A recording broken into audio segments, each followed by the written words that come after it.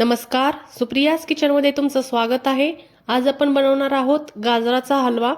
थंडीचे दिवस चालू झाल्यामुळे बाजारात गाजर खूप प्रमाणात उपलब्ध झालेले आहेत। इथे मी अर्धा किलो गाजर घेतलेले आहेत। आता आपण गाजर स्वच्छ धुवून त्याची चांगली साल काढून घेणार आहोत आणि अशा पद्धतीने आपण त्याला कट करून घेणार आहोत। तर आता आपण गाजर दोन भागामध्ये कट करून घेतले आहेत, जेणेकरून आपल्याला ते चांगले खिसता आले पाहिजेत। तर मी इथे खिसणी घेऊन आता गाजर चांगल्या प्रकारे खिसून घेतले आहेत। गाजर सर्व खिसून घेतले आहेत। तर आता गॅसवर आपण एक कढई ठेवून घेणार आहोत आणि त्यामध्ये एक चमचा तूप घालून घेणार आहोत। आता आपण काही ड्रायफ्रुट्स त्यामध्ये तळून घेऊया।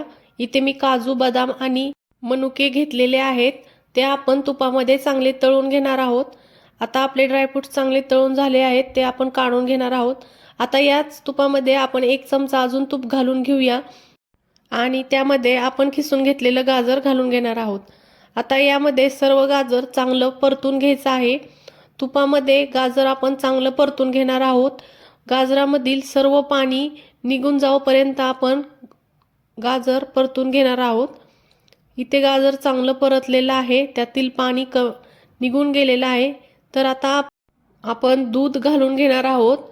तर इथे मी अर्धा लिटर दूध गरम करून घेतलं होतं आणि ते मी त्यामध्ये घालून घेत आहे। तर आता आपण गाजर दुधामध्ये चांगलं शिजू देणार आहोत।